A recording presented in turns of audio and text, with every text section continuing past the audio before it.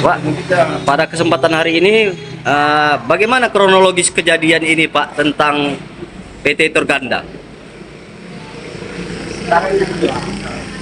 Pada hari ini kami semua mengundang seluruh anggota koperasi Kerja Bakti bahwasanya 4 hari yang lalu kan sudah dilayangkan surat kepada instansi terkait bahwasanya sudah keluar surat dari pengadilan, kita sudah jelas diakui ketua koperasi Kerja Bakti.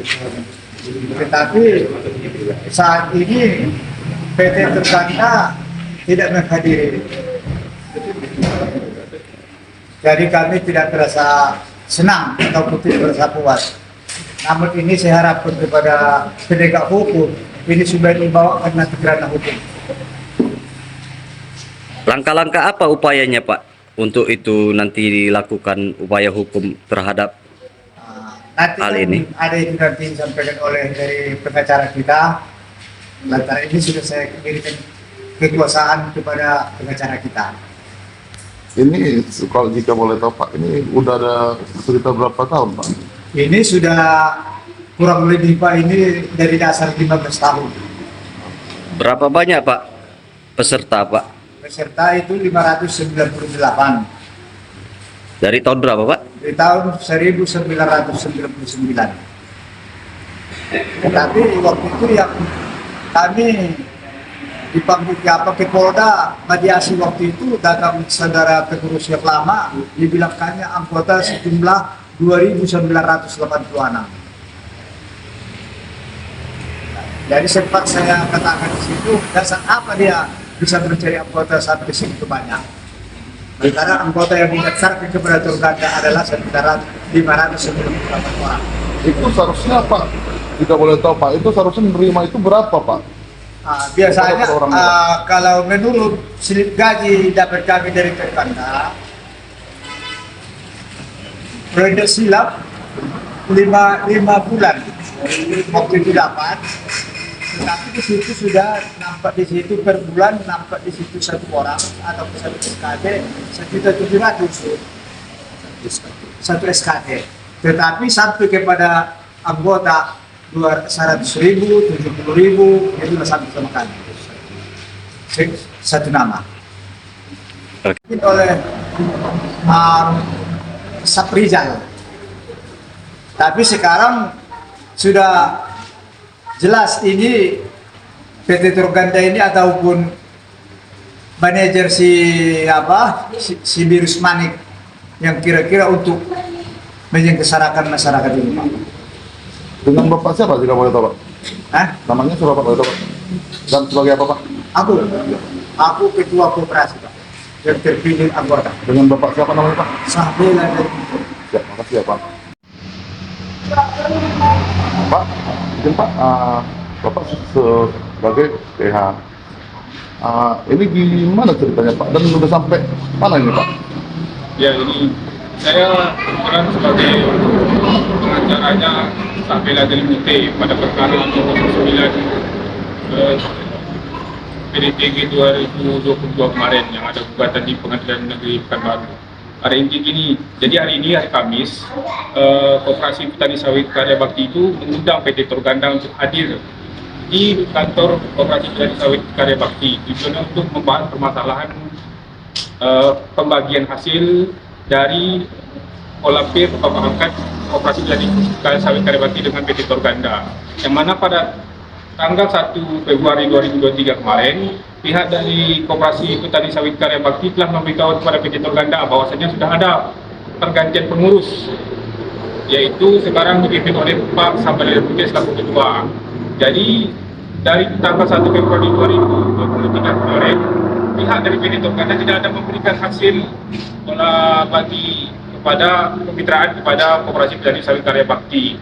Mungkin oleh karena adanya perkara nomor 209, sehingga saat ini karena sudah putus, pihak Koperasi Petani Sawit Karya Bakti mengundang pihak PT Turganda untuk datang membahas tentang hasil yang belum dibagikan oleh PT Turganda. Akan tetapi hingga saat ini PT Turganda tidak hadir, dan itu membuat kekecewaan bagi anggota Koperasi Petani Sawit Karya Bakti.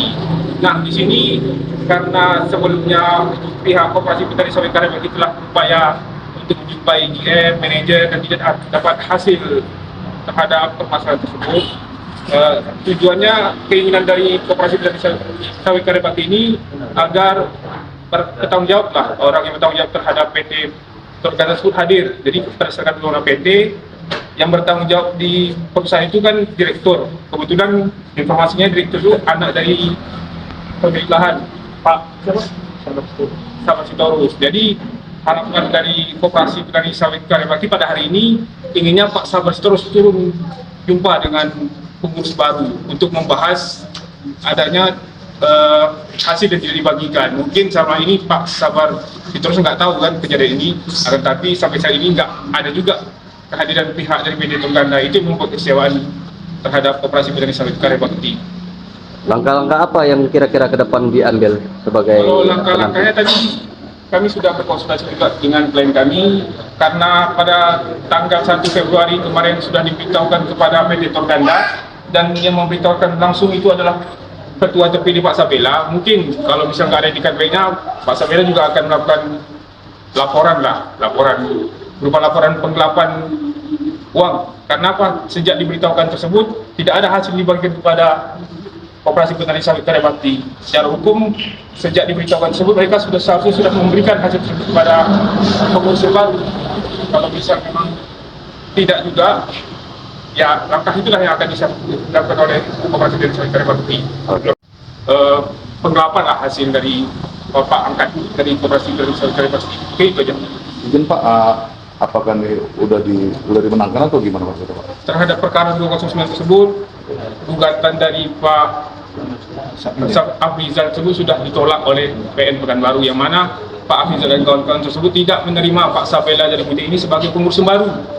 Nah, dalam putusan tersebut Pak Sabela dari PT sudah bisa membuktikan terkait keabsahan perubahan tersebut, sehingga PN Hakim pada perkara 209 tersebut menolak gugatan dari saudara Afrizal dan kawan-kawan, sehingga secara hukum kepengurusan yang sah itu tetap berada kepada Pak Sabela Deputi yang sudah terdaftar di Kementerian Koperasi dan UMKM. Pertama selaku pengacara Pak Sabela Deputi. Terima kasih Pak. Izin Pak. Ya, selamat siang, sore Pak. Izin Pak. Bapak sebagai tokoh masyarakat di sini. Dalam hal ini untuk menanggapi ini gimana Pak?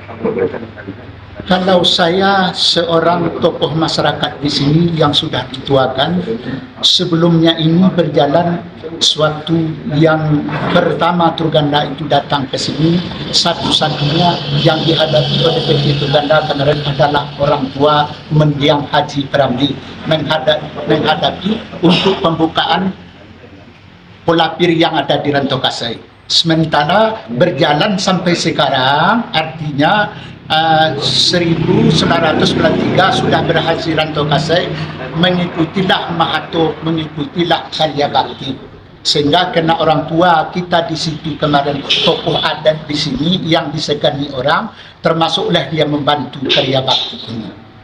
Tetapi karena sudah berjalan, kita pikir seperti yang di Rantau Kasai juga berjalan hasilnya sampai sekarang. Semalam tanggal 17 kami menerima 1 hektar 1.480.000 1 hektar. Nyatanya itu sekarang mau tumbang sawit yang di Rantau Kasai itu masih dapat 1 kapling 3 juta lebih atau 2.800.000. Kok ini mitra yang ada kerja bakti ini masih 4-6 bulan tidak saya ambil, masih tetap lagi 200.000 satu nama. Ini oleh karena itu saya tokoh masyarakat di sini bermohon kepada Dirut PT Torganda, karena bapak saya lah kemarin yang kenal mereka dan sekarang sayalah satu-satunya penggantinya. Mohon sama PT Torganda, kembalikanlah pihak yang berwajib. Sekarang kepala koperasi itu adalah Sabila Pak Munte, mohon dikembalikan. Itulah wawancara saya. Mau kalau kapan nanti Bapak DL, anak Pak DL Sitorus datang, karena dia mengerti siapa saya, karena saya adalah anak mendiang Haji Pramli. cucu dari Sultan Muhammad. Dan saya pun, kami adik-beradik sama Sari Antoni yang ada di DPR Golkar di Provinsi Riau, karena kami satu datuk. Haji Sari Antoni itu datuknya Sultan Saidi, datuk saya Sultan Muhammad.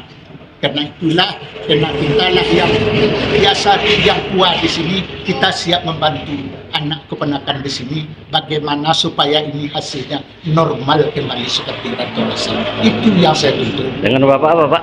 Nama saya Nurmante. Tempat di sini.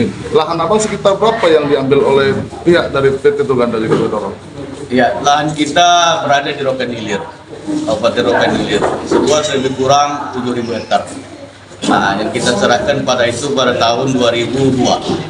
Dan 2002, ya, sewaktu itu koperasi kita pertama, koperasi sejahtera pertama, dengan beranggotakan 551 anggota. Jadi, asal mulanya lahan itu. Koperasi sejahtera bersama ini bekerja sama dengan koperasi Kere Perdana, Rantau Ngasai, Kabupaten Rokan Hilir. Selama beberapa tahun kemudian, pada tahun 2009, itu adalah panen perdana oleh koperasi Kere Perdana dan dibagikan kepada sejahtera bersama itu pada Juni 2009 itu sekitar 78.000 hasilnya per kapling atau 2 hektar. Gitu. Setelah beberapa tahun kemudian, sampailah titik 2012, hasil lahan yang kami serahkan kemitraan itu kepada Kere Perdana itu mulai rontok. Boleh dikatakan pasang surut. Kadang-kadang dibayar, kadang-kadang tidak. Bahkan masyarakat desa Eritam pada waktu itu banyak yang berdatangan ke kantor koperasi mempertanyakan persoalan tersebut. Apa yang terjadi sebenarnya? Itu. Jadi asal-usulnya penyerahan lahan ini kepada Kere Perdana itu, Kere Perdana pada waktu itu pada prinsipnya tidak mempunyai dana. Diserahkanlah lahan ini menurut informasi dari Kere Perdana kepada PT Torgana sebagai pengelola dan penyandang dana sekaligus. Gitu. Setelah 2012 itu, hasil kebun masyarakat desa Eritam melalui koperasi kita bersama itu mulailah tidak dibayar oleh Kere Perdana. Begitu. Setelah kami selusuri kepada pihak perusahaan pada waktu itu prinsipnya dia tidak tahu persoalan antara KSB dengan Kere Perdana. Karena perjanjian pada itu PT Torgana perjanjian langsung kepada Kere Perdana. Dengan tidak adanya link kami ke PT Torganda, kan gitu. Tidak ada linknya kami ke PT Torganda, maka kami mencari langkah hukum. Kan gitu, dengan hasil yang sedemikian sulit. Pada itu hasil yang kami terima 2012 itu ada 44.000, ada 23.000 per kapling. Ingin.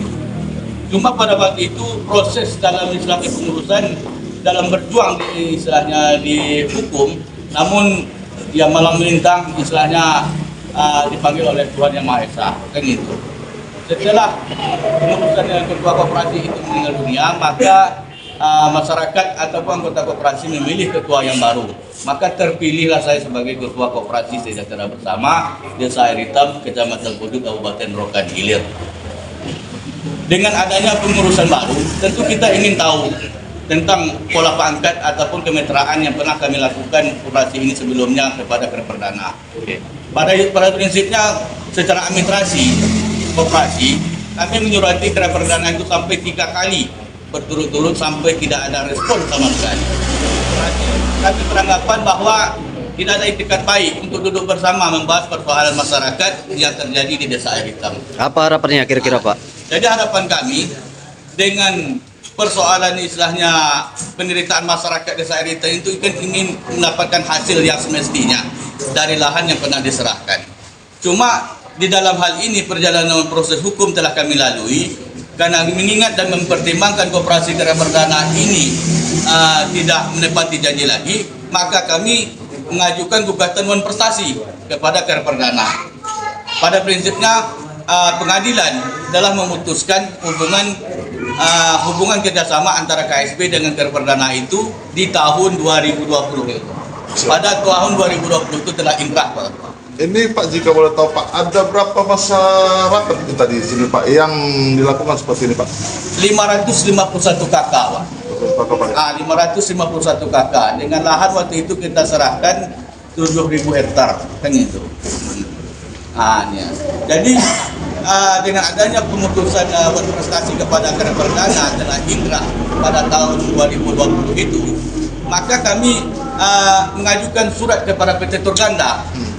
Karena pada itu, pada prinsipnya sebelumnya saya pernah diundang oleh Bapak Sihar Setorus ke Jakarta mempertanyakan persoalan apa sebabnya KSB ini yang terjadi di lapangan, begitu. Maka saya ceritakan kronologis hal-hal yang telah saya ceritakan tadi kan. Maka Pak Sihar pada waktu itu mengatakan, karena tidak ada hubungannya KSB langsung ke Turganda, putuskan aja hubungan kita sama Sarentoni, begitu. Setelah putus hubungan kami sama Sarentoni ataupun Karya Perdana, kan gitu, setelah inkrah ini tidak ada respon dari Turganda lagi, kan gitu. Jadi dengan hal ini kami mengharapkan kepada Pak Sihar, tolonglah menasasikan persoalan keputusan yang telah putus di pengadilan Rokan Hulu yang bernomor 640 itu, karena supaya persoalan di lapangan tidak akan terjadi komplain-komplain dengan masyarakat. Ini saya terus terang aja sebagai ketua koperasi, kalau memang ini tidak bisa diselesaikan oleh Pak Sihar ataupun rekan-rekan PT Turganda, saya akan bergerak langsung dengan masyarakat, kan gitu. Harapan saya juga dengan pemerintah, mohon bantu masyarakat yang lemah ini, lindungi kami, kan gitu. Lindungi kami masyarakat ini, kan gitu. Dengan adanya pemerintah, harapan kami yang teratas lagi, Bapak Presiden Jokowi. Inilah harapan kami yang terakhir kepada Bapak Presiden masa akhir-akhir jabatan ini, bantu kami masyarakat Riau, khususnya di Desa Air Hitam, Kecamatan Bujur, Kabupaten Ikan Hilir. Kami, dengan Bapak siapa Pak? Juga boleh tahu. nama saya Pak Anton SIP, Ketua Koperasi Sejahtera Bersama. Siap Pak. Terima Terima kasih Pak.